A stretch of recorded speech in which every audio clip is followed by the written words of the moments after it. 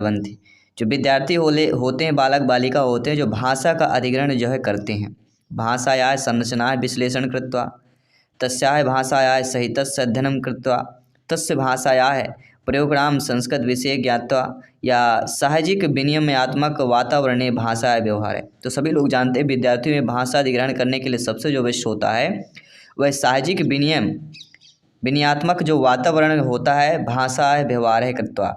साहजिक रूप से विनयात्मक वातावरण भाषा का व्यवहार जो है करना और क्रिएट करना, ये आपके हमारे विद्यार्थियों के भाषा अधिग्रहण के लिए सर्वाधिक हो जाएगा। तो डी ऑप्शन इधर राइट आंसर हो जाएगा, क्योंकि सभी लोग जानते हैं विद्यार्थी जो होते हैं भाषा का अधिग्रहण सहज और भाषा का आदान प्रदान करके ऐसे वातावरण में व्यवहार करके सीखते हैं, इसलिए साहजिक विनयात्मक वातावरण इज द राइट आंसर हो जाएगा। अगला प्रश्न है जो प्रीवियस ईयर में आया हुआ प्रश्न है, इस बार भी चांसेज है फिर से पूछा जा सकता है, रिपीट हो सकता है। शिक्षायाः कृते समाजे औपचारिक साधनम ना वर्तते, यानी शिक्षा में कौन सा जो है समाज में औपचारिक साधन ना नहीं होता है। समाचार पत्रम, पाठशाला, महाविद्यालय या विद्यालय। तो सभी लोग जानते हैं कि शिक्षा में समाज में औपचारिक साधन जो होता है वह पाठशाला होता है, महाविद्यालय होता है, विद्यालय होता है, लेकिन समाज में औपचारिक साधन शिक्षा का समाचार पत्र माध्यम नहीं होता।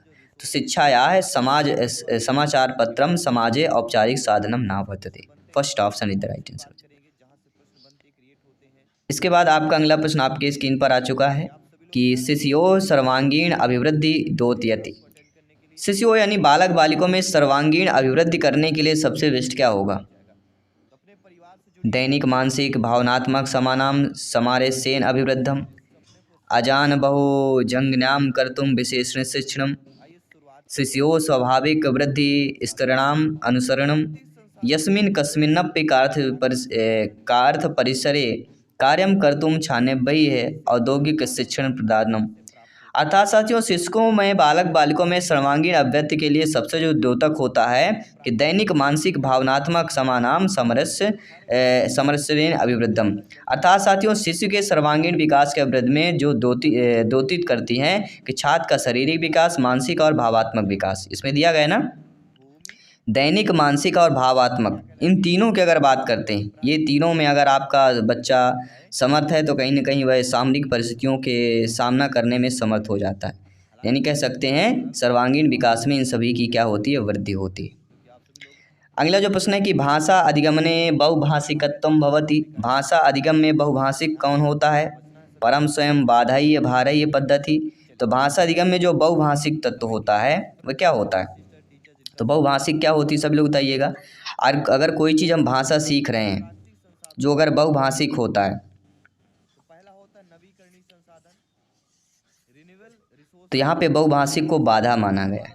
क्या माना गया है, बाधा माना गया है।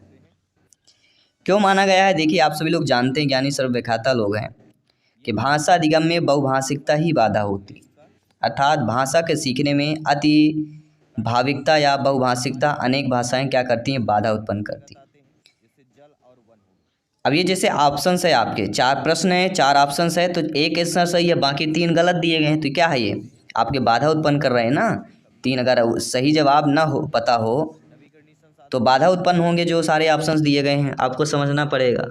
तो इसी प्रकार भी कोई भी चीज़ हम सीख रहे हैं जो अन्य चीज़ें भी आती हैं तो उसके लिए बाधा हो जाती है। अगला छात्राय भाषाम अधिग्रहतम एवं, छात्रों के भाषा अधिग्रहण में भाषा संचार विश्लेषण, भाषा साहित्य अध्ययन, तस्य भाषायाः वाग्मिना विषय ज्ञान प्राप्ताये, सहजानतये क्रिया परिसरे भाषोपयोगेन। अर्थात साथियों छात्रों में भाषा अधिग्रहण करने के लिए क्या होता है, भाषा साहित्य अध्ययन करना। छात्र जो है भाषा अधिगम के साथ साथ जो है भाषा साहित्य का अध्ययन भी करते हैं, एवं मतलब साथ। B option is the right answer. तो भाषा साहित्य के अध्ययन के लिए भाषाओं का अधिग्रहण करते हैं। अगला प्रश्न है, ये भी आपके शिक्षक भर्ती में पूछा गया प्रश्न था पिछली बार कि परीक्षण महत्वपूर्ण भवति।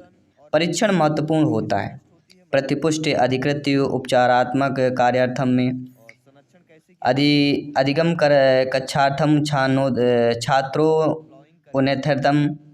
ये छात्रों की उन्नति जो होती है उसको बोलते हैं ना छात्रोन्नत्यर्थम। तो भय द्वारा छात्राम प्रेरितम, कक्षायाम श्रेष्ठ छात्रम संज्ञानुतम। अर्थात साथियों परीक्षण जो महत्वपूर्ण होता है वह प्रतिपुष्ट अधिकृत उपचारात्मक कार्यार्थम, प्रतिपुष्ट के साथ साथ उपचारात्मक कार्य की बात की जाती है। सभी लोग समझ रहे हैं? बहुत बहुत धन्यवाद सभी का। आइए बात करते हैं अगले प्रश्न की। भाषा अर्जन दृष्टया असम्यक परिवेशेण अभिप्राय अस्ति। इसी प्रकार के प्रश्न आते हैं, ध्यानपूर्वक समझिएगा, एक एक क्वेश्चन को फीडबैक कीजिएगा। तो इसमें से ध्यान दीजिए कि भाषा अर्जन की वजह से असम्यक परिवेश से अभिप्राय से क्या होता है। लक्ष्य भाषा प्रयोग न कृते यदा कदा अनुवादस्य अपि सहायं स्वीकृते कक्षायां सत्राय अपि सक्रियाः भवन्ति लक्ष्य भाषा पाठन समय मातृभाषाया प्रयोगे यदा कदा कृते। तो भाषा अर्जन की वजह से असम्यक परिवेश से अभिप्राय हमारा होता है लक्ष्य भाषा प्रयोगे न कृते। क्यों ऐसा होता है? क्योंकि भाषा अर्जन की वजह से असम्यक परिवेश का अभिप्राय दिए गए विकल्पों में सही विकल्प लक्ष्य भाषा का प्रयोग ना करना है, क्योंकि लक्ष्य भाषा का प्रयोग यहाँ पर अनुचित हो जाता है इसमें भाषा अर्जन की वजह से। अगला की परिप्रश्नेन अधिगमनेन अभिप्राय अस्ति। परिप्रश्नेन अधिगम में अभिप्राय क्या होता है? व्याख्या संवेय सार्थक ध्वनिनाम उच्चारणम प्रश्न समस्यानाम समाधानस्य प्रयासैः भाषा शिक्षार्थम सिद्धांत प्रतिपादनम व्यवस्थित रूपेण विषय सामान्य प्रस्तुते। तो देखो दोस्तों, परिप्रश्नेन अधिगम अभिप्राय का जो अर्थ होता है कि प्रश्न समस्या नाम समाधानस्य प्रयासैः, प्रश्न समस्या का समाधान का प्रयास करना। B option is the right answer. क्योंकि अगर समाधान कर रहे हैं, प्रयास कर रहे हैं, तो इससे क्या होता है? प्रश्नगत कथ्य की मूल बातों की सही जानकारी प्राप्त होती है और परिप्रश्न अधिगमन का प्रयोग ही प्रश्नगत समस्या के समाधान करने के प्रयास के रूप में जाना जाता है। तो ये चीज़ें आपको समझना बहुत जरूरी है। आइए बात करते हैं आपके अगले प्रश्न की कि भाषा शिक्षणांतम महत्वपूर्ण अवस्था अस्ति। भाषा शिक्षण की महत्वपूर्ण अवस्था कौन सी होती है? यदा विद्यार्थिनः तार्किके चिन्यायताः भवन्ति यदा छात्राय अर्थप्राप्य अर्थशब्दकोशानन्द्रायं समर्थाय भवन्ति यदा छात्राय प्रश्नान् समर्थाय भवन्ति यदा बालाय भाषा अर्जनं सक्षम भवन्ति। तो मेरे प्यारे मित्रों, आप सभी लोग जानते हैं कि भाषा शिक्षण की 10 से महत्वपूर्ण अवस्था हमारी कथा होती है जब बालक यदा बालाय भाषा अर्जनम सक्षम भवन्ति, जब बालक भाषा अर्जन करने के युक्त सक्षम हो जाता है। ठीक है, D option is the right answer. अगला जो प्रश्न दिया गया ये भी इंपॉर्टेंट क्वेश्चन है, प्रीवियस ईयर में आया हुआ पूछा गया प्रश्न है कि कठिन शब्दानाम उच्चारण अभ्यास कदा भवति। कठिन शब्दों को उच्चारण कब करना चाहिए? प्रश्नोत्तर के समय में, अनुकरण वाचन के बाद, आदर्श वाचन के बाद, स्पष्टीकरण के बाद, पश्चात मतलब बाद होता है। तो कठिन शब्दानाम उच्चारण अभ्यास कदा भवति, अनुकरण वाचन के बाद करना चाहिए, अनुकरण वाचनस्य पश्चात। B option is the right answer. आइए साथियों बात करते हैं अगले प्रश्न की। विद्यार्थिनी भाषा अधिगम कृते अधोलिखितेषु कथमैः प्रभावी रीत्या अधिगम च समर्थयति। यानी विद्यार्थी बालक बालिकों में भाषा अधिगम करते समय इनमें से कौन सा प्रभावी अधिगम जो है समर्थ होगा? पुनः पुनः परीक्षा, सहयोगपूर्ण क्रियाकलाप, व्यक्तिगत कार्यान्वयन या व्यक्तिगत लेखस। तो आप सभी लोग जानते हैं विद्यार्थी बालक बालिकों में भाषा अधिगम करते समय इनमें से जो प्रभावी होगा, प्रभावी समर्थ होगा, सबसे अधिक प्रभावी रीत्या अधिगम चा समर्थयति, तो होगा पुनः पुनः परीक्षा। ठीक है, कि भाषा अधिगम में सर्वाधिक प्रभावी पद्धति होती बार बार परीक्षा। ध्यानपूर्वक समझिएगा, ये क्वेश्चंस प्रीवियस ईयर में पूछा गया प्रश्न था। आइए जानते हैं किस प्रकार से प्रश्न पूछे जाते हैं और किस प्रकार से आपको तैयारी करना है। शिक्षकः कक्षायाम् आदि शंकराचार्यस्य चलचित्रस्य प्रदर्शनं करोति सह अधिगमस्य कस्य साधनस्य प्रयोगः करोति। अर्थात साथियों, शिक्षक जो है कक्षा में आदि शंकराचार्य के चलचित्र का प्रदर्शन करते हैं, तो वह अधिगम के कौन से साधन का प्रयोग कर रहे हैं? श्रव्य साधन, दृश्य साधन, संगणक साधन या चलचित्र साधन। और आपको पता है कि ये जो चारों ऑप्शन दिए गए हैं, 1 नंबर का यहाँ से प्रश्न आना ही है।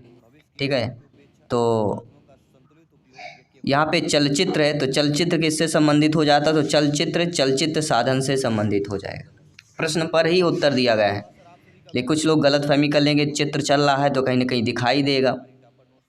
ठीक है, अगर यहाँ पे श्रव्य दृश्य दोनों दिया रहता तो उसमें करते हैं, तो श्रव्य दृश्य ना दे के दोनों क्या दे दिया? चलचित्र साधन ही दे दिया गया।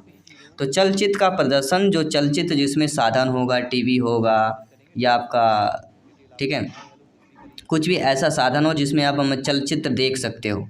तो चलचित्र इसमें साधन प्रदर्शन कर रहे हैं, तो कहीं ना कहीं चलचित्र साधन ही हो जाएगा राइट आंसर, जो प्रीवियस ईयर में पूछा गया प्रश्न था। अगला प्रश्न है 1 नंबर पक्का करने वाला प्रश्न है, क्योंकि भाषा अर्जन से हर शिक्षक भर्ती में प्रश्न पूछा जाता है। तो भाषा अर्जने आवश्यकम किम, सभी लोग कमेंट कीजिएगा। सभी मित्रों को जय हिंद, वंदे मातरम। साथियों, आपका प्रत्येक कमेंट फीडबैक सर्वोपरि है, सम्मान है। जयसवाल सर अभिनंदन, स्वागत करते हैं।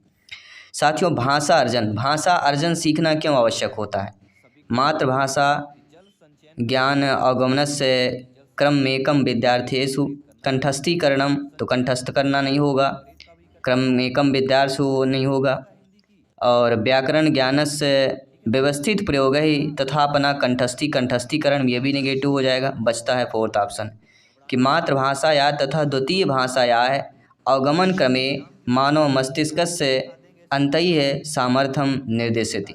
अर्थात भाषा जन इसलिए आवश्यक होता है कि मातृभाषा के साथ साथ द्वितीय भाषा के अवगमन के क्रम में मानव मस्तिष्क के साथ जो है समर्थ करने की शक्ति हो, मतलब सीखने की, मातृभाषा के साथ द्वितीय भाषा भी सीखने की शक्ति हो, इसलिए भाषा अर्जन आवश्यक होता है। हम मातृभाषा के साथ दूसरी भाषा भी जाने, जैसे मातृभाषा हिंदी है और आपकी बघेली, बुंदेली या निमाड़ी, ठीक है, फारसी, अरबी, ये सारी क्या है, ये मातृभाषाएं होती हैं आपकी। क्षेत्रीय भाषा जो कहलाती है मातृभाषा कहला जाती है। और इसके बाद द्वितीय भाषा भी आपको पता होना चाहिए, हिंदी, अंग्रेजी, जो भी है। अगला है कि व्याकरण क्रीडासु जागरूकता उद्बोधनार्थम किम आवश्यकम, अर्थात व्याकरण क्रीड़ा में जागरूकता उद्बोधन क्यों आवश्यक होता है, पिछली बार पूछा गया प्रश्न था। प्रदत्त गतिविधि समापनार्थम परस्परम सहयोगै विभिन्न संदर्भेषु भाषा प्रयोगस्य अवसरैः निर्दिष्ट लक्ष्यम अधिकृत संप्रेषणात्मक कार्यम पठित भाषा संरचना संदर्भे गहन चिंतन। तो मेरे शिक्षा बंधु, मेरे भावी अध्यापक अध्यापिकाएं, शिक्षा बंधु, आप सभी लोग जानते हैं कि जब भी व्याकरण क्रीड़ा में जागरूकता उद्बोधन से अगर पूछा जाता है, तो व्याकरण क्रीड़ा में जागरूकता उद्बोधन इसलिए आवश्यक होता है निर्दिष्ट लक्ष्य माधिकम, अर्थात निर्दिष्ट लक्ष्य में अधिकृत संप्रेषणात्मक कार्य हो सके। क्योंकि जागरूकता उद्बोधन मतलब निर्दिष्ट लक्ष्य अधिकृत्यम, यही हमारा आंसर क्लियर हो जाता है। आइए बात करेंगे अगले प्रश्न की। किसी भी प्रश्न पर डाउट हो बेफिक्र कमेंट कर सकते हैं, फीडबैक कर सकते हैं। जिनको संस्कृत में प्रॉब्लम आ रही है, समझने में, पेडागोजी में दिक्कत आती है, तो उसके लिए हम टॉपर नोट्स ऑलरेडी बना चुके हैं। जिनको भी संस्कृत लैंग्वेज की टॉपर नोट्स चाहिए, आपको व्हाट्सएप करना है 9630689598। इसमें व्हाट्सएप करेंगे, आपको टॉपर नोट्स का डिटेल मिल जाएगा, जो कि आपके प्रिपरेशन के लिए बहुत ही हेल्पफुल होने वाला है। तो भाषा अर्जन की दृष्टि से असम्यक परिवेश अभिप्राय का क्या होता है? अब देखिए, समय और असमय परिवेश दो चीज़ें इम्पोर्टेंट रखती हैं। तो भाषा सीखने की दृष्टि से असम्यक परिवेश का अभिप्राय क्या होता है कि लक्ष्य भाषा प्रयोगे न कीर्ते, यदा कदा अनुवादस्य अपि सहायं स्वक्रियते, कक्षायां छात्राः अपि सक्रियाः भवन्ति, लक्ष्य भाषा पाठन समय मातृभाषायाः प्रयोगे यदा कदा क्रियते। तो मेरे प्यारे मित्रों, मेरे शिक्षक बंधु, आप सभी लोग जानते समझते हैं कि भाषा के अर्जन की जैसे असम्यक परिवेश मतलब लक्ष्य भाषा प्रयोग का ना करना, ये असम्यक परिवेश का अभिप्राय हो जाएगा, क्योंकि असम्यक पूछा जा रहा है, इसलिए आपका फर्स्ट ऑप्शन। ठीक है, तो प्रश्न को समझना है, उसके अकॉर्डिंग हमें ऑप्शन को चयन करना है। अगला प्रश्न साथियों कि भाषा शिक्षणार्थम महत्वपूर्ण अवस्था अस्ति, भाषा शिक्षण की दृष्टि से महत्वपूर्ण अवस्था कौन सी कहलाती है? यदा विद्यार्थिनः तार्किक चिंतनयुक्ताः भवन्ति, यदा छात्राः अर्थप्राप्त्यर्थ शब्दकोशान् द्रष्टुं समर्थाः भवन्ति, यदा छात्राः प्रश्नान् प्रष्टुं समर्थाः भवन्ति, यदा बालाः भाषा अर्जने सक्षमाः भवन्ति। अर्थात साथियों, भाषा शिक्षण की दृष्टि से महत्वपूर्ण अवस्था जो मानी जाती है वह यदा बालाः भाषार्जने सक्षमं भवति, जब बालक भाषा अर्जन में सक्षम हो जाता है, वही आपकी भाषा शिक्षण की महत्वपूर्ण अवस्था कहलाती। ठीक है, जब बालक जो है उस चीज़ को सीखने के लिए सामर्थ्य हो जाए। अगला प्रश्न है शिक्षायां भाषा अधिगम प्रक्रिया है अभिवृद्ध्यर्थम तंत्रस्य प्रयोग है कथ्यते। अर्थात साथियों, शिक्षा में भाषा अधिगम की प्रक्रिया में अभिवृद्धि के लिए जिस तंत्र का प्रयोग किया जाता है वह तंत्र का नाम IT, ICT, सूचना प्रौद्योगिकी या संप्रेषण प्रौद्योगिकी होता है। तो शिक्षा में भाषा अधिगम प्रक्रिया के अभिवर्धन के लिए जिस तंत्र का प्रयोग करते हैं उस तंत्र को IT बोला जाता है। First option is the right answer. सभी लोग कमेंट कीजिएगा। संभावित प्रश्न था, ध्यानपूर्वक एक एक क्वेश्चन को समझना है, माइंड की मेमोरी में सेव कर लेना है, क्योंकि एग्जाम को फतेह करना है तो हर एक क्वेश्चन इंपॉर्टेंट है साथियों। अगला प्रश्न है, भाषा अर्जनेन संबंधम अस्ति। भाषा अर्जन जो है किससे संबंधित है? कि भाषा संस्कृत में और हिंदी में भाषा अर्जन से प्रश्न आता ही आता है। 2, 3 या 4 प्रश्न ये संभावित हो सकते हैं। किसी पेपर में 2 प्रश्न आएंगे, किसी में 3 आएंगे, किसी में 4 प्रश्न पूछे जाएंगे। इसलिए इसको ध्यानपूर्वक इस टॉपिक के प्रश्नों को समझिएगा, फीडबैक कीजिएगा कि भाषा अर्जनेन संबंधम अस्ति। भाषा अर्जन के जैसे क्या संबंध होता है? व्याकरण संबंधम अवबोधनम विश्लेषणम च। व्याकरण के संबंध के साथ साथ अवबोधन विश्लेषण, भाषा परिवेश निर्माण, सहज भाषा अधिग्रहण, व्यवस्थानुगुणम पाठ्यपुस्तक पाठनम येन छात्राः स्वप्रयासैः गृहकार्यं कर्तुं समर्थाः भवेयुः, कंठस्थीकरणम पश्चात आवश्यक शब्द प्रयोगैः च। अर्थात साथियों भाषा जन में सबसे जो संबंध यहाँ पे हुए होता है कि भाषा परिवेश निर्माण है, सहज भाषा अधिग्रहण। अगर हम भाषा सीखने में अगर उस परिवेश का निर्माण कर लेते हैं, भाषा परिवेश का निर्माण करते हैं, तो सहजता रूप से भाषा का अधिग्रहण कर सकते हैं। इसलिए बी ऑप्शन होगा कि भाषा जन संवर्धन कब होगा? जब भाषा के परिवेश का हम सहज रूप से निर्माण करेंगे तो अधिग्रहण के लिए सबसे अधिग्रहण मतलब सीखने के लिए बहुत ही अच्छा माना जाता है। तो परिवेश का निर्माण करना, इसलिए हम बोलते हैं बच्चे का परिवेश का निर्माण करें। आप भी पढ़ रहे हैं, आपके आसपास वातावरण अच्छा होगा तो आपको भी पढ़ने में मन लगता है, कोई भी काम हो मन लगता है। वातावरण बहुत इंपॉर्टेंट होता है, इन्वायरमेंट, आपके आसपास का चीज़ें सही होनी चाहिए, माइंड फ्री होना चाहिए। अगला प्रश्न है, भाषा अर्जने आवश्यकम। अब भाषा अर्जन के लिए आवश्यक क्या होता है, क्यों आवश्यक है? या भाषा अर्जने आवश्यकम, भाषा अर्जन आवश्यक है व्याकरण ज्ञानस्य व्यवस्थित प्रयोगैः तथा पदानां कंठस्थीकरणम, मातृभाषा तथा द्वितीय भाषाएं अवगमन क्रमे मानव मस्तिष्क अंतैः सामर्थ्य निर्देशति। मातृभाषा ज्ञान अवगमनस्य क्रममेकं विद्यार्थीषु कंठस्थीकरणं तथा आवश्यक पदानां प्रयोगे। तो मेरे प्यारे मित्रों, जानते समझते हैं कि भाषा अर्जन क्यों आवश्यक होता है। तो व्याकरण ज्ञान के व्यवस्थित प्रयोग और उनके पदों का कंठस्थ करना होगा कि मातृभाषा तथा द्वितीय भाषा अवगमन क्रम में मानव मस्तिष्क अंतः सामर्थ्य निर्देशित, या मातृभाषा ज्ञान अवगमन क्रमे मेकम विद्यार्थीषु। अब ये 4 ऑप्शन दिए गए हैं, 4 ऑप्शन में क्या सही होना चाहिए? अगर भाषा अर्जन की आवश्यकता की बात करें तो व्याकरण के ज्ञान के व्यवस्थित प्रयोग करना भी इम्पोर्टेंट होता है। पदानाम कंठस्थीकरण, अब पदों को कंठस्थ करना, जो पद होते हैं उनको कंठस्थ कर लेना, या मातृभाषा तथा द्वितीय भाषाएं अवगमन क्रमे मानव मस्तिष्क अंतः सामर्थ्य निर्देश, मतलब मातृभाषा और द्वितीय भाषा के साथ साथ मानव मस्तिष्क के अंतः सामर्थ्य निर्देश करना।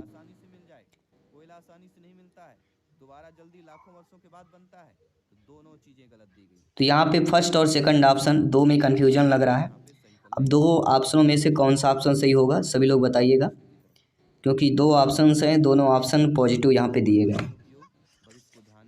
ठीक है, तो इस ऑप्शन पे क्या सही होना चाहिए? वैसे ये CTET में आया हुआ प्रश्न था, CTET में पहले ऑप्शन को सही माना है CBSE ने, लेकिन जब पदों का कंठस्थीकरण करना ये भी कहीं ना कहीं निगेटिव होता है पेडागोजी शिक्षा शास्त्र में। तो हमारे अकॉर्डिंग बी ऑप्शन यहाँ पे लग रहा है, लेकिन ए बी दोनों अभी है। इसको हम डिक्लेयर करेंगे अगले प्रैक्टिस सेट में, पूरा डिटेल के साथ लेके आएंगे, जानेंगे समझेंगे कि क्यों ऐसा चीज़ें हो रही हैं, CBSE ने क्यों उसको सही माना है। अगला प्रश्न देखिए, भाषा अर्जनम अंतर्निहितमेव मनुष्य जन्मायो क्या अपि भाषा व्यवस्था युक्ता हेतया व्यवस्था एवं व्यवहारम करोति, ऐसा है विचारा है केन उपागम संबंध है। अर्थात भाषा अर्जन में अंतर्निहित जो होते हैं मनुष्य जन्म से ही और अपने भाषा व्यवस्था युक्तों में व्यवस्था व्यवहार करता है, मतलब अच्छे से व्यवस्था करना। भाषा की व्यवस्था मतलब क्या होता है, जन्म से ही बच्चा भाषा की व्यवस्था में लग जाता है, अच्छे से भाषा बोलना चाहिए, परिवार वाले भी शिक्षक भी लग जाते हैं। तो ये ऐसा व्यवहार करना पहले से ही, ये विचार जो है किस उपागम से संबंधित होता है, प्रकृति के संप्रेषण या प्रकटन या संज्ञानात्मक। देखिए, भाषा अर्जन अंतर्निहित होता है, मनुष्य जन्म से ही अपने आप को जो है भाषा व्यवस्था में इस व्यवस्था के व्यवहार करता है, तो कहीं नहीं हुए प्रकृति के नहीं कहलाएगा। ऐसा विचार है केन उपागम संबंध है, प्रकृति केन उपागम संबंध हो जाए। तो किसी भी प्रश्न पर डाउट है बेफिक्र कमेंट कीजिए। किसी भी प्रश्न पर डाउट है हम आपसे ऑलरेडी बता देते हैं किस प्रश्न पर डाउट किया जा रहा है। अगला प्रश्न है कि कक्षायाम भाषामय वातावरण निर्माणार्थम शिक्षकै, जब आपकी नियुक्त होगी, आप लोग अध्यापक अध्यापिका शिक्षक बनेंगे, तो कक्षा में भाषामय वातावरण का निर्माण करने के लिए शिक्षक क्या करते हैं? कक्षायाम स्वानुभूति प्रकटम छात्राम अवसरम द्यात् तेषां संभाषण कालम प्रदीर्घम कुर्यात् अपत्याम सम्यकम पालनार्थम अभिभावकान् निर्देशयति या प्रत्येकम छात्रस्य कृते समानम लक्ष्यम स्थापयेत्। देखिए, कक्षा में विद्यालय में भाषामय वातावरण बनाने के लिए शिक्षक के लिए जो किया जाता है कि कक्षा में स्वानुभूति प्रकटकार्थम छात्राम अवसर, मतलब छात्रों को स्वयं अनुभूति के द्वारा बोलने का अवसर देना, स्वयं उनको प्रकट करने का अवसर देना। तो अवसरम द्यात ये पेडागोजी में बेस्ट माना जाता है, पॉजिटिव ऑप्शन हो जाएगा। इसलिए ध्यानपूर्वक कमेंट करके फीडबैक करके बताना है। अधोलिखितेषु कथम उद्देश्यम भाषा शिक्षणस्य उद्देश्यम नस्ति, इनमें से कौन जो है उद्देश्य भाषा शिक्षण का उद्देश्य नहीं है? शब्द भंडारस्य वृद्धिकरणम, लेखने सृजनात्मकता तथा मौलिकता विकासय, समय पालनस्य संस्कारैः साहित्य पठनस्य विकासय। तो इनमें से जो उद्देश्य भाषा शिक्षण का उद्देश्य नहीं है। तो आप सभी लोग जानते हैं शब्द भंडार की वृद्धि करना भाषा शिक्षण का उद्देश्य होता है। लेखन में सृजनात्मकता के साथ मौलिकता का भी विकास होना ये आपके भाषा शिक्षण का उद्देश्य होता है। लेकिन समय पालन संस्कार है, समय के पालन के अनुसार संस्कार जो है ये आपके भाषा शिक्षण का उद्देश्य नहीं होता है। बाकी साहित्य पठन से विकास है, साहित्य के पठन का विकास करना ये होता है। तो जहाँ पे विकास की बात करें, जहाँ पे वृद्धि की बात करें, वो आपका भाषा शिक्षण का उद्देश्य हो। तो according to question third option ये भाषा शिक्षण का उद्देश्य नहीं होगा, यह प्रीवियस में आया हुआ प्रश्न है। इसके बाद दूसरा प्रश्न है जो स्क्रीन पर है, सभी को ध्यानपूर्वक कमेंट करना है और फीडबैक करना है। सभी मित्रों को जय हिंद, वंदे मातरम साथियों। दूसरा प्रश्न है, छात्रान उत्कृष्ट लेखकान कर्तुम शिक्षकै कुत्र अधिकम ध्यानम द्यात् यस्य महत्तम सर्वाधिकम। अर्थात साथियों, छात्र बालक बालिकाओं में उत्कृष्ट लेखन करने के लिए शिक्षक जो है कुत्र अधिकम, इनमें से कौन अधिक ध्यान यस्य महत्तम सर्वाधिकम ध्यान देने के लिए महत्व सर्वाधिक होगा? अव्यक्त की, शब्दावधि की, हस्ताक्षरम की, व्याकरण की। तो मेरे प्यारे मित्रों, शिक्षा बंधु, आप सभी लोग जानते समझते हैं कि छात्रों के उत्कृष्ट लेखन के लिए सबसे इम्पोर्टेंट होता है व्याकरण। डी ऑप्शन इधर राइट आंसर हो जाएगा, क्योंकि इसके ज्ञान, व्याकरण के ज्ञान से ही भाषागत दोषों का ज्ञान होता है और अशुद्ध वर्तनी परिमार्जन में सहायता मिलती। तो व्याकरण का ज्ञान बहुत ही इंपॉर्टेंट आप सभी का हो जाता है। अगला प्रश्न है, एकस्य पाठस्य पाठन समय अधोलिखितेषु किम आवश्यकतम। पाठस्य अर्थावबोध है, शीघ्रतया पठनम, शुद्धोच्चारणेन सह पठनम, विराम चिह्नाम शुद्धतया प्रयोगैः। तो एकस्य पाठन, एक पाठ को पढ़ते समय इनमें से क्या आवश्यक होता है? सभी लोग बताइए। आप सभी लोग भावी अध्यापक अध्यापिका हैं, शिक्षक बंधु हैं, ब्रदर सिस्टर टीचर सभी कमेंट कीजिएगा। तो एक पाठ को पढ़ते समय जिसकी आवश्यकता पड़ती है, पाठस्य अर्थावबोधनम, जो पाठ पढ़ रहे हैं उनके अर्थ का अवबोधन करना, उसके अर्थ को समझना जानना, ये सबसे ज़्यादा जरूरी होता है। ठीक है, क्योंकि किसी पाठ को पढ़ते समय छात्र के लिए सबसे आवश्यक होता है उस पाठ के अर्थ का बोध करे, ताकि उसकी समझ और स्मरण शक्ति में विकास हो सके। तो उस अर्थ का बोध करना बहुत जरूरी होता है। अगला प्रश्न है, ये भी प्रश्न आपके प्रीवियस ईयर में पूछा गया प्रश्न है, अधोलिखितेषु कथम मनोविज्ञानम अधिकतम अन्याय भाषायाः अधिगमनस्य प्रक्रियां प्रभावितम ना करोति। अर्थात इनमें से कौन सा कथन है जो मनोविज्ञान तत्वम अन्याय भाषा अधिगमनस्य प्रक्रिया प्रभावितम ना करोति।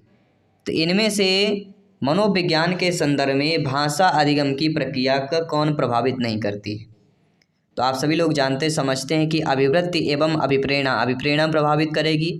छात्रान प्रति शिक्षकस्य व्यवहार है, छात्र में शिक्षकों के, छात्रान प्रति शिक्षकस्य व्यवहार, छात्रों के प्रति शिक्षक का व्यवहार, ये भी इम्पोर्टेंट है। अभिभावक पक्षतः प्राप्त है प्रोत्साहन, अभिभावक के पक्ष में प्राप्त प्रोत्साहन ये भी आपके मनोविज्ञान के संदर्भ में भाषा अधिगम की प्रक्रिया में प्रभावित करेगा।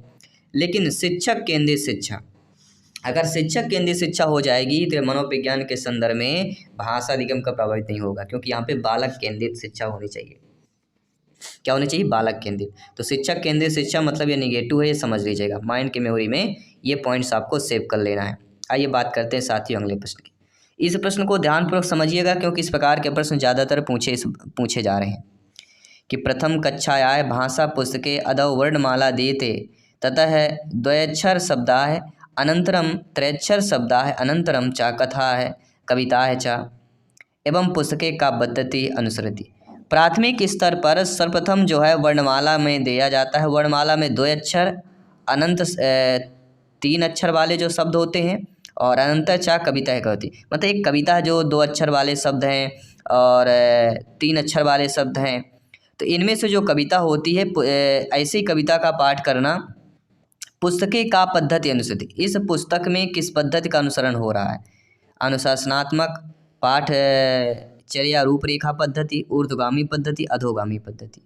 तो इस पर जैसे जिस प्राथमिक स्तर पर सर्वप्रथम जो वर्णमाला में अगर 2 अक्षर 3 अक्षर कविता को पढ़ने की बात करते हैं, तो ऐसी पुस्तकों में सर्वप्रथम ऊर्ध्वगामी पद्धति हो जाएगा। क्यों होगा? आइए समझते हैं। प्राथमिक स्तर पर सर्वप्रथम सभी लोग जानते हैं वर्णमाला में 2 अक्षर वाले शब्द फिर 3 अक्षर वाले शब्दों को सिखाया जाता है, तो ये प्रक्रिया ऊर्ध्वगामी पद्धति का अनुसरण करती है, यानी क्रम के अनुसार हो रहा है। ऊर्ध्वगामी मतलब बढ़ रहा है ना, 2 शब्दों के बाद 3 शब्द आ रहे हैं तो ऊर्ध्वगामी हो जाएगा। अगला, एका पठनगत समस्या अस्ति, इनमें से पठनगत समस्या होगी डिस्कैल्कुलिया, बुलिमिया, डिसलेक्सिया, अफेजिया। सभी बताइए। देखिए, पठनगत जो समस्या हमारी कहलाती है वह कौन सी कहलाती है? सभी लोग बताइएगा। चाहे हिंदी हो चाहे संस्कृत, लैंग्वेज के पेडागॉजी वही रहेगा, केवल शब्दों का समझ रहता है, भाषा का अंतर रहता है। इसलिए जो हिंदी समझते हैं तो संस्कृत इसीलिए ले लेते हैं, क्योंकि आधा अर्थ आप लोग समझ जाते हैं। तो एका पठनगत समस्या अस्ति, तो पठनगत समस्या के अंतर्गत आपकी डिसलेक्सिया आती। क्या होगा? डिसलेक्सिया वर्गों की पहचान में, वर्णमाला में अधिगम में कठिनाई में, वर्णों को उल्टा लिखना, स्वरों को लुप्त करना, ये सारे डिसलेक्सिया के आते हैं। और डिस्कैल्कुलिया में कौन? गिनते समय, जोड़ घटाना, गुणा भाग करने में अगर कठिनाई आ रही तो उसको डिस्कैल्कुलिया बोला जाता है। और बुलिमिया किसको बोला जाता है? तो बुलिमिया उसको बोला जाता है जो हर समय अपने वजन के बारे में सोचे, मेरा वजन बढ़ रहा है, मेरा घट रहा है, ठीक है, ऐसे विकार को बुलिमिया बोला जाता है। अफेजिया किसको बोला जाता है? स्पष्ट उच्चारण में कमी व लेखन की शक्ति में कमी जो है अफेजिया बोला जाता है। तो ये 4 हैं, जो चारों से एक प्रश्न आना तो तय है, सभी लोग जानते हैं, ठीक है। डिसलेक्सिया, डिस्कैल्कुलिया, बुलिमिया और अफेजिया, एक प्रश्न इन चारों में से आएगा, इसलिए हमने डिटेल के साथ आपसे चर्चा किया। अगला प्रश्न है जो आपके प्रीवियस ईयर में पूछा गया प्रश्न था कि निम्नलिखितेषु कथनेषु तत् कथनम अस्ति यद्यपि पियाजे सिद्धांत अनुसारम नए वक्तुम शक्यते। इनमें से कौन से कथन होगा जो जीन पियाजे जी के सिद्धांत के अनुसार जो है अनुसरण कर रहा है? कि विकासः गुणात्मक चरणेषु भवति, बालायाः स्वयं संसार विषये ज्ञानस्य निर्माणम उपयोगञ्च कुर्वन्ति, निरंतरम अभ्यास द्वारा अधिगम भवति। तो सभी लोग जानते हैं निरंतर अभ्यास द्वारा अधिगम, ये सबसे ज़्यादा हमें पॉजिटिव दिख रहा है, जो कि प्रीवियस ईयर में पूछा गया प्रश्न था, इसलिए हमारा थर्ड ऑप्शन है, क्योंकि निरंतर अभ्यास द्वारा अधिगम होता है, ये बिल्कुल सही बात है, वो भी जीन पियाजे जी के सिद्धांत के अनुसार। इसके बाद जो अगला प्रश्न है, सभी लोग ध्यानपूर्वक फीडबैक करना है। मेरे प्यारे प्यारे भाइयों की प्यारी प्यारी बहनें गृहिणी जिनका सपना है अध्यापक अध्यापिका बनना, शिक्षक बनना, और जिनको भी संस्कृत लैंग्वेज का टॉपर नोट्स चाहिए जिसमें आपके ग्रामर पोर्शन अच्छे से बताया गया है, और लगभग 500 से अधिक आपको प्रश्न मिलेंगे संस्कृत पेडागॉजी के, जहाँ पे हिंदी को ट्रांसलेट करके आपको समझाया गया है, और वो सारे कठिन पेडागॉजी प्रश्न मिलेंगे जो आपको इम्पॉर्टेंट क्वेश्चन के साथ जो है संभावित प्रश्न होंगे। और यहीं से प्रीवियस ईयर में पिछली बार जो है प्रश्न काफ़ी ज़्यादा पूछे गए थे, और काफ़ी ज़्यादा लोगों ने इस पर नोट्स मंगाया है, काफ़ी लोगों ने उत्सुक हुआ है, तो आप लोग भी मंगा सकते हैं। व्हाट्सएप नंबर है आप लोगों को 9630689598 96 30 68 95 98, ये व्हाट्सएप नंबर है। कैसे नोट्स प्राप्त होगी, किस प्रकार से प्राप्त होगी, ठीक है, तो ये आपको टॉपर नोट्स मात्र 99 में उपलब्ध हो रही है, तो ये आपको व्हाट्सएप करेंगे, पूरा डिटेल आपको मिल जाएगा। चलिए शुरुआत करते हैं प्रश्न की। बालेन मातृभाषाया अधिग्रहणम भवति प्रमुखतया। बालकों में मातृभाषा अधिग्रहण करने की प्रमुख क्या होता है? लेखन के द्वारा, औपचारिक शिक्षण व्यवस्था, श्रवणेन या संभाषणेन। तो सभी लोग जानते हैं मातृ में अधिग्रहण करना है, मातृभाषा में अधिग्रहण करना तो कहीं ना कहीं श्रवणेन हो जाएगा, क्योंकि प्रत्येक मनुष्य हो चाहे छात्र हो, मातृभाषा का अधिगम सुनना श्रवण के माध्यम से ही होता है। जो बच्चा सुनेगा वही बच्चा बोलेगा। अगला प्रश्न है, उत्पादक कौशलेषु कस्य समावेशः अस्ति? उत्पादक कौशल में कौन सा समावेश होता है? लेखन संभाषण, श्रवण संभाषण, पठन लेखन या पठन श्रवण? तो मेरे प्यारे मित्रों, शिक्षक बंधुओं, अध्यापक अध्यापिकाओं, आप सभी लोग जानते समझते हैं, ज्ञानी सर्वव्याख्याता लोग हैं कि उत्पादक कौशल की अगर समावेशन की बात की जाती है उसमें पठन और लेखन दोनों होता है, अर्थात पढ़ना लिखना क्या हो जाएगा? पठन लेखन दोनों को शामिल किया जाता है। अगला प्रश्न है जो प्रीवियस ईयर में पूछा गया प्रश्न है कि वाइगोस्की महोदय अनुसारम भाषायाः अधिगमनार्थम सर्वोत्तम महत्वपूर्णम घटनम। अर्थात साथियों, वाइगोस्की महोदय के अनुसार भाषा अधिगम का सर्वोत्तम महत्वपूर्ण घटक कौन सा होता है? और आपको पता है कि लैंग्वेज पेडागोजी में वाइगोस्की से प्रश्न आना ही आना है। सामाजिक भाव विनिमय, पाठ्यपुस्तक, रेडियो या शब्दकोश? तो वाइगोस्की महोदय अनुसारम सामाजिक पर जो प्रीवियस ईयर में पूछा गया प्रश्न था, काफ़ी इंपॉर्टेंट प्रश्न पूछा गया था कि चित्रई अवबोधनम अत परिणामकारी भवति। चित्र का अवबोधन जो है इनमें से परिणामकारी होता है। वाक कौशल वर्धने, श्रवण कौशल वर्धने, साहित्य कौशल वर्धने या कला कौशल वर्धने? अब देखिए, चित्र किससे संबंधित होता है? जब हम चित्र बनाएंगे तो उसको एक क्या बोला जाता है? वाक, श्रवण, साहित्य, कला। तो आप सभी लोग जानते हैं चित्र को कलाकारी बोला जाता है। कहते हैं चित्रकारी करना मतलब लड़का बहुत कलाकारी है, यानी चित्र का अवबोधन करने का परिणाम ये निकलता है कला कौशल वर्धने। कला कौशल को अच्छे तरीके से सीखता समझता है। तो डी ऑप्शन सही हो जाएगा। काफ़ी जो सिंपल प्रश्न पूछा गया था तो आप सभी लोगों को समझ में भी आ गया होगा। आइए बात करते हैं अगले प्रश्न की। सभी कमेंट कीजिएगा मेरे प्यारे प्यारे भाइयों के, प्यारी प्यारी बहनें, गृहिणी जिनका सपना है अध्यापक अध्यापिका बनना, टीटी एग्जाम को फतेह करना। जायसवाल सर आप सभी का स्वागत अभिनंदन करते हैं। साथियों, सेकंड क्वेश्चन है, द्वितीय प्रश्न दिया गया है कि तृतीय कक्षायाः शिक्षिका प्रत्येक शब्दस्य शुद्ध उच्चारणे ध्यानं ददाति एवं सा किम विकसितम इच्छति। जब आपकी नियुक्त होगी, आप लोग अध्यापक अध्यापिका बनेंगे, तो आप तीसरी कक्षा के जब एक शिक्षक बनेंगे तो आप क्या करते हैं कक्षा में कि प्रत्येक शब्द का शुद्ध उच्चारण ध्यान से देते हैं। तो प्रत्येक शब्द का शुद्ध उच्चारण आपको ध्यान से देना। एवं सा किम विकसितुम इच्छति, आप किस प्रकार से जो है विकसित की इच्छा रखते हैं कि सभी बच्चों को प्रत्येक शब्द का शुद्ध उच्चारण ध्यान से बोलें। अर्थबोधनम, संशक्ति, शुद्धताम या धारा प्रवाहितम? तो एवं सा किम विकसितम इच्छति, इसमें से क्या विकसित होता है? तो इसमें से शुद्धताम, जैसे हम एक्यूरेसी बोला जाते हैं ना, शुद्ध बिल्कुल। तो क्योंकि जब आप प्रत्येक शब्द का शुद्ध उच्चारण ध्यान से देंगे तो बच्चे उसका क्या करेंगे? शुद्धतम से ग्रहण करेंगे। तो शुद्धताम इज द राइट आंसर, यानी एवं सा शुद्धताम विकसितम इच्छति। थर्ड वाला जो ऑप्शन दिया गया वह सही हो जाएगा। आई होप सभी लोग समझ गए होंगे। तृतीय कक्षा की एक कुशल अध्ययन अध्यापन कराती शिक्षिका किसी पाठ के प्रत्येक शब्दों को शुद्ध उच्चारण पर विशेष ध्यान आकर्षित करती है। तो इस प्रकार शिक्षिका की ध्यान या अध्यापन कुशलता उन शब्दों की शुद्धता को बताती है। सभी लोग समझ गए। आइए बात करते हैं अगले प्रश्न। भाषा शिक्षण विषय राष्ट्रीय शिक्षा नीति 2020 इत्यस्मिन् किम सत्यम नस्ति। भाषा शिक्षण विषय में जो राष्ट्रीय शिक्षा नीति NEP 2020 है जो 2022 में लागू हुई है, इनमें से कौन सा सत्य नहीं दिया गया है? त्रिभाषा सूत्र अंतर्गतम एकस्याः शास्त्रीय भाषा अध्ययनम। त्रिभाषा सूत्र के अंतर्गत एक शास्त्रीय भाषा का अध्ययन करना। त्रिभाषा सूत्र के अंतर्गत मातृभाषा या गृह भाषा का अध्ययन करना।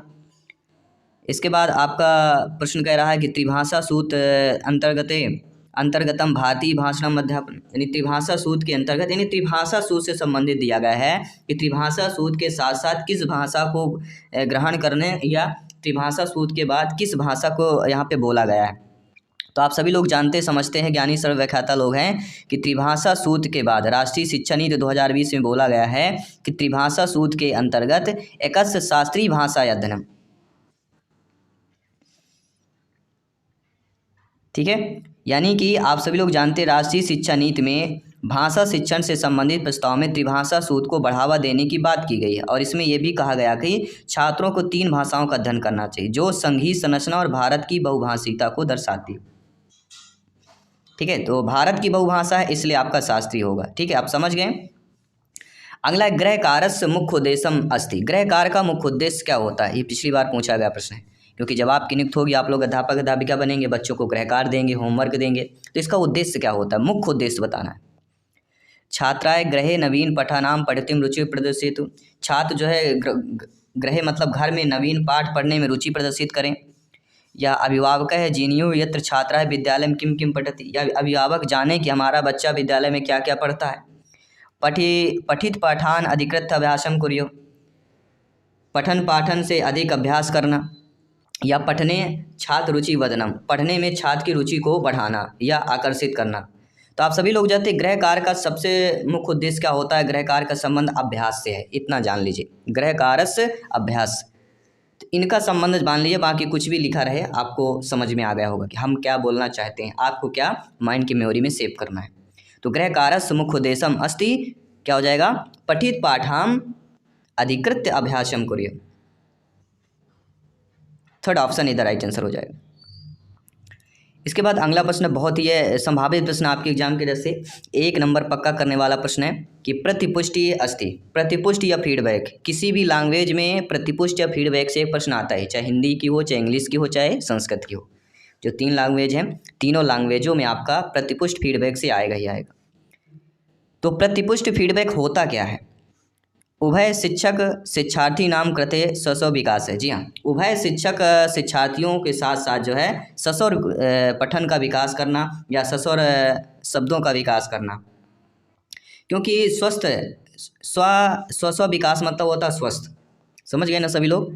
तो प्रतिपुष्ट का मतलब क्या हो गया, उभय शिक्षक शिक्षार्थी नाम कृते स्वस्थ विकास है। मतलब प्रतिपुष्ट को अनेक वैज्ञानिकों ने स्वस्थ छात्रस्य चा शिक्षकस्य विकासय के रूप में भी परिभाषित किया है। क्योंकि प्रतिपुष्ट के अंदर क्या होता है, शिक्षक बालक बालिकाएं विद्यार्थी दोनों के द्वारा स्विकास कार्य किया जाता है। तो प्रतिपुष्टि को छात्र शिक्षक संतुष्ट से भी किंचित लिया जाता है। तो इन तीनों प्रकार से आएगा, तो आपको प्रतिपुष्ट फीडबैक समझ लेना है। हमारे समझाने का यही उद्देश्य है कि किसी भी प्रकार से एग्जाम में अब आए नहीं, जो हम पढ़ाते हैं वही ना आए, तो आप लोग यहाँ पे दोषारोपण करने लगते हैं, सर आपने पढ़ाया आया नहीं। तो ऐसा नहीं होता, सेम टू सेम कोई चीज़ नहीं आती है। 2-4 क्वेश्चन आते हैं, बाकी उससे रिलेटेड आएंगे, उनसे थोड़ा बहुत आगे पीछे यानी बदला जाएगा, शब्दों को थोड़ा क्रिएटिविटी की जाएगी, और यही तो आपको चेक किया जाता है। प्रीवियस ईयर के क्वेश्चन का देखने का मतलब यही होता है, उससे संबंधित प्रश्न पूछे जाएंगे, और अब इसी में आपका माइंड चेक होता है, क्योंकि आप बच्चों को रीड कर पा रहे हैं, क्योंकि आप बच्चों को पढ़ाने वाले हैं। समझिएगा अगले प्रश्न को। प्रारंभिक स्तरे पठनम शिक्षितम अधस्तनेषु कस्य उपादेयता अधिका भवति। प्रारंभिक स्तर में पठन शिक्षण में इनमें से कौन से उपाय जो है सबसे अधिक होगा।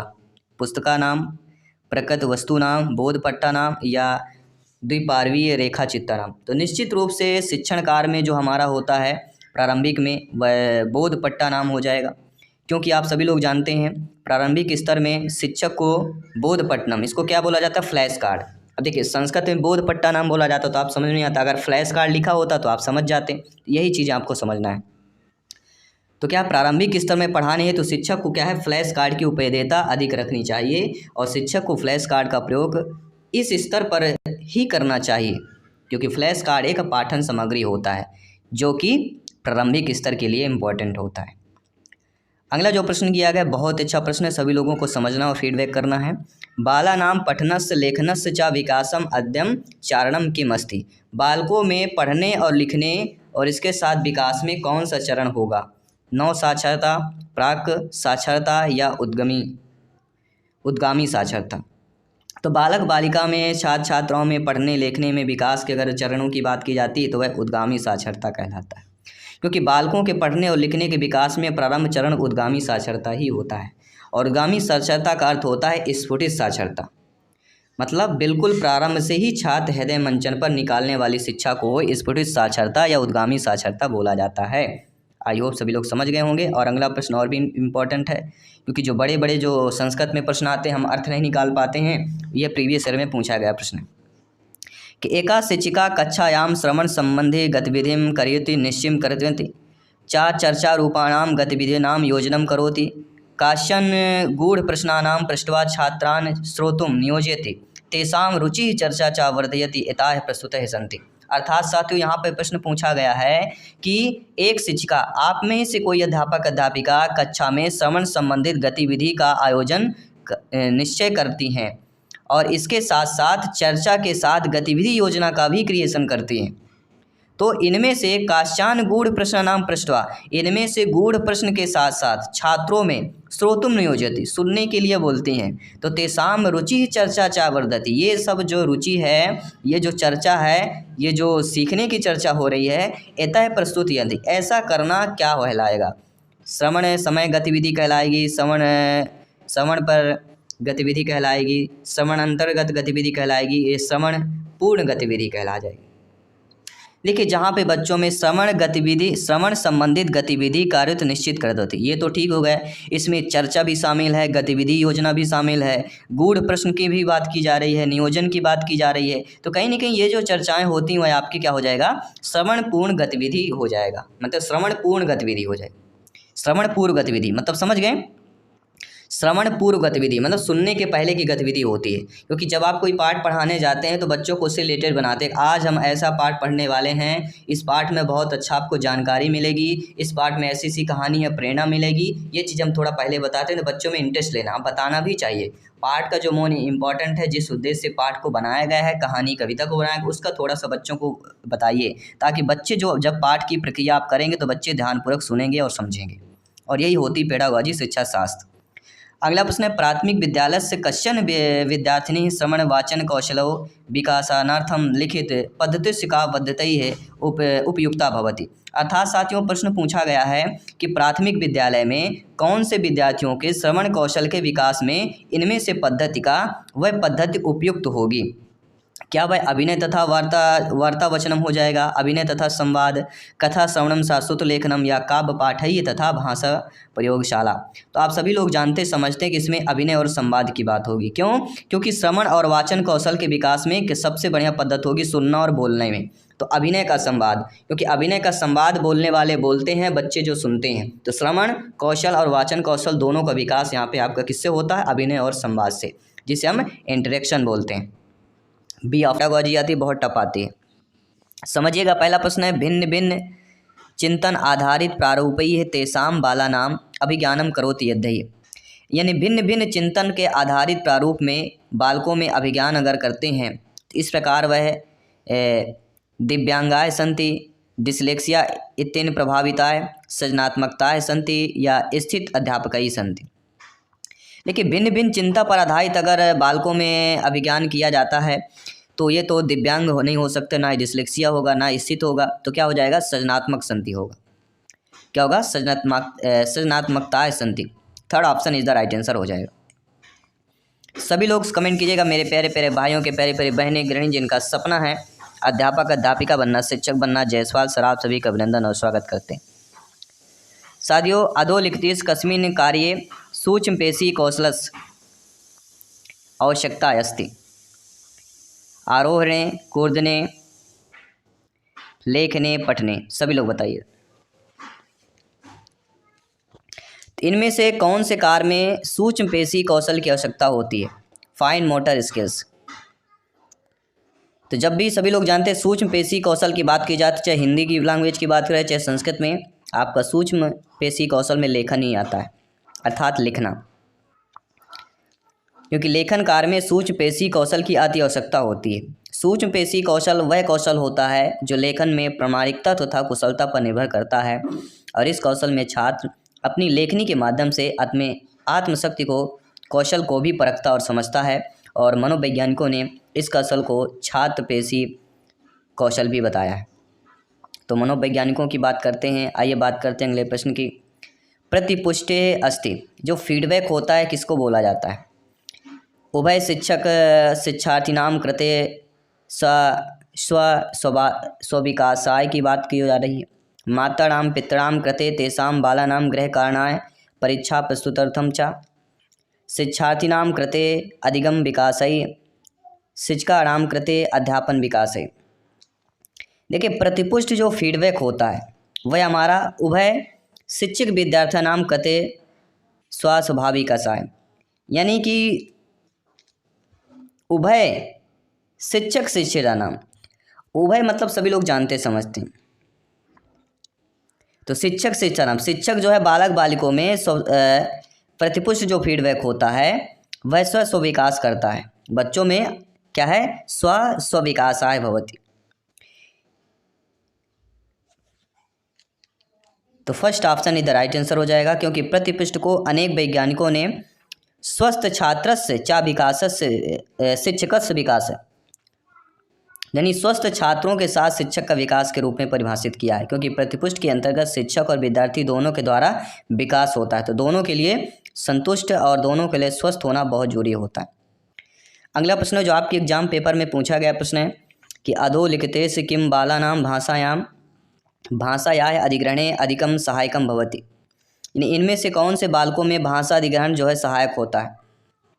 गृहे परिसरे ज्येष्ठानां वार्तालापस्य श्रवणम, शुद्ध नाम उच्चरित शब्दानां वाक्यानां वा पुनः पुनः अभ्यास कर्तुं बालेभ्यः निर्देशैः अन्यैः बालैः सह क्रीडा, या गृहस्य वातावरणं यत्र अधिकं भाषितुं बालाय अनुमति न देते। तो ये तो नहीं हो सकता। देखिए इनमें से जो बालकों में भाषा अधिग्रहण के लिए सहायक होगा कि अन्यैः बालकैः सह क्रीडा, या शुद्धाम उच्चरित शब्दानां वाक्यानां पुनः पुनः अभ्यास कर्तुं बालेभ्यः निर्देश। भाषा अधिग्रहण जो सहायक होता है, यानी भाषा सीखने में जो सहायक होता है, या घर की भाषा में ज्येष्ठा नाम वार्तालाप श्रवण, यानी जो बड़े बात करते हैं उनकी सुनना, या शुद्ध नाम उच्चारित शब्दानां वाक्यानां पुनः पुनः अभ्यासम कर्तुं बालेभ्यः निर्देश। बालकों में जो है जो उच्चरित शब्द मतलब होते सही शब्द, शुद्ध शब्द को वाक्य जो होते हैं उनको बार बार जो है अभ्यास करने के लिए बालक है मतलब बालक बालिका विद्यार्थियों को निर्देश देना, या अन्य बालाय से क्रीड़ा, यानी अन्य बालकों के साथ क्रीड़ा करना। तो भाषा सीखने के लिए आपका जो बेस्ट इसमें से हो सकता है वह माना है अन्य बालक श्री क्रीड़ा व्यापम में, उसे बी ऑप्शन भी सही होना चाहिए, क्योंकि भाषा अधिग्रहण अधिक सहायक पूछा जा रहा है। बाकी ये भी सहायक हैं कि जो हमारे गृह परिसर में हमारे जो रहते हैं ज्येष्ठ हमसे जो बड़े होते हैं वो जो बात करते हैं उनसे भी हम भाषा सीखते हैं, ठीक है। तो ये भी हमारा, लेकिन अधिक सहायक जो होता है जो हम जिन बच्चों के साथ हम खेलते हैं, ठीक है। तो व्यापम पी भी ने इसको सही माना है। बाकी बात करते हैं अगले प्रश्न की। प्रारंभिक स्तरे पठनम शिक्षितम अधस्तनेषु कस्य उपादेयता अधिका भवति, पुस्तकां प्रकृत वस्तूनां बोधपट्टानां द्विपार्श्वी रेखाचित्राणां।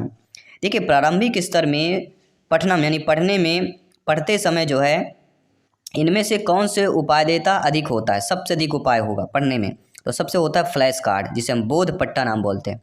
तो फ्लैश कार्ड जो है प्रारंभिक स्तर में पढ़ने में शिक्षा में इनमें से सबसे उपाय होता है। तो बोधपट्टा नाम संस्कृत में और इंग्लिश में फ्लैश कार्ड बोलते हैं। तो साथ में इंग्लिश भी रहेगी जिससे कुछ शब्द हैं आप समझ ना पाएँ, तो ये चीज़ें पॉसिबल हो जाती हैं। अगला प्रश्न है बालानां पठनस्य लेखनस्य च विकासाय अद्यम चारणं किम् अस्ति, नव साक्षरता, प्राक साक्षरता, साक्षरता या उद्गामी साक्षरता। तो बालकों में पढ़ने लिखने में विकास के लिए कौन सा चरण होता है, तो पढ़ने लिखने के लिए होता है एमर्जेंट, जिसे उद्गामी साक्षरता बोलते हैं। D option is the right answer, क्योंकि उद्गामी साक्षरता का मतलब होता है स्फुटित साक्षरता, अर्थात बिल्कुल प्रारंभ से ही छात्र हृदयन मंचन पर निकलने वाली जो शिक्षा होती है उसको बोला जाता है। अगला प्रश्न है शिक्षिका स्वकक्षाय बालानां युगलेषु विभजति तान युगलान स्वपुस्तकानां विनिमयं कृत्वा निर्देशानुसारं संशोधनं कर्तुं सोचयति एवं सा किं कर्तुम् इच्छति। अनेक शिक्षिका जो है अपनी कक्षा में बालकों में युगलन मतलब होता है जोड़ा, विभाजित करती हैं। तो तान युगलन स्वस्व पुस्तका नाम विनिमय कृत्वा निर्देशान, ये युगल को पुस्तकों को विनिमय करने के लिए निर्देश जो है संशोधन कर्तुम सूचित, ऐसा निर्देश देने की सोचती हैं या करती हैं। एवं सा किम कर्तुम इच्छित, ये अध्यापिका को क्या करने की इच्छा कर रही हैं, समकक्षी मूल्यांकन, सामूहिक मूल्यांकन, संशोधनम या स्वयं मूल्यांकन। तो आप सभी लोग जानते हैं इस प्रकार का जो कार्य होता है समकक्षी मूल्यांकन होगा, क्योंकि युगल में किया जा रहा है। युगल में अगर पुस्तकों में विनिमय कृत्वा करके निर्देशाम संशोधनम कर तुम, यानी पुस्तकों में संशोधन करने के लिए बोला जाए, ये जांचिए देखिए इसमें क्या क्या गलती हो रही है क्या नहीं हो रही है, तो होगा समकक्षी मूल्यांकन होगा। क्यों होगा? क्योंकि अध्यापिका जो है अपनी कक्षा के बालकों में जोड़ में विभाजित करती है तथा युगलों में स्वयं उन्हीं की किताबों को प्रदत्त करके शिक्षिका जब अपने निर्देश के अनुसार उन छात्रों को संशोधन त्रुटि के लिए सूचित करती हैं, तब इस प्रकार की शिक्षिका का कार्य समकक्षी मूल्यांकन कहलाता है। आई होप सभी लोग समझ गए अच्छे तरीके। सभी मित्रों को जय हिंद, वंदे मातरम। साथियों, आपका प्रत्येक कमेंट फीडबैक सर्वोपरि है, सम्मान है। जयसवाल सर अभिनंदन, स्वागत करते हैं। साथियों, भाषा अर्जन आवश्यकम, भाषा अर्जन सीखना क्यों आवश्यक होता है? मातृभाषा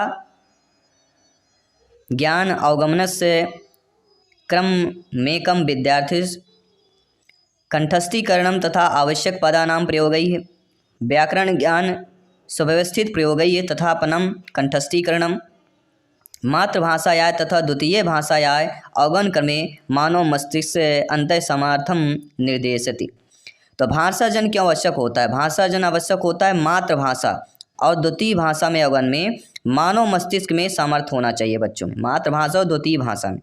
समझ गए ना? चलिए सभी लोग, अगला प्रश्न है, मूल्यांकन समय अधोलिखितेषु कस्मिन् विषये शिक्षकस्य ध्यानं स्यात्?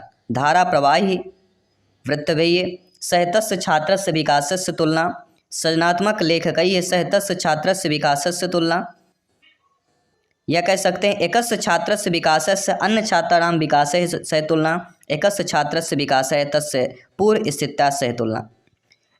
देखिए, मूल्यांकन समय में इनमें से जो हमारा विषय शिक्षक को ध्यान करना चाहिए, आपको जो ध्यान करना चाहिए मूल्यांकन के समय, कि एकस्य छात्रस्य विकासस्य तस्य पूर्व स्थित्या सह तुलना, यानी एक छात्र के विकास के साथ साथ उसके पूर्व स्थित कार्य की तीक्ष्ण तुलना करना।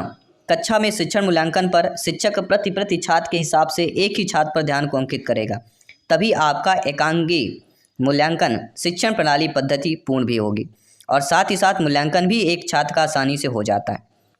तो छात्र जो पहले करता है उसके आधार पर फिर आपको मूल्यांकन करना है कि पहले बच्चा क्या था, अब क्या चीज़ें सीख पाया नहीं सीख पाया है।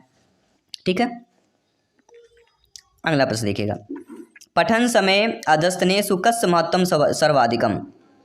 पढ़ते समय सबसे अधिक महत्व सर्वाधिक किसके माना गया है?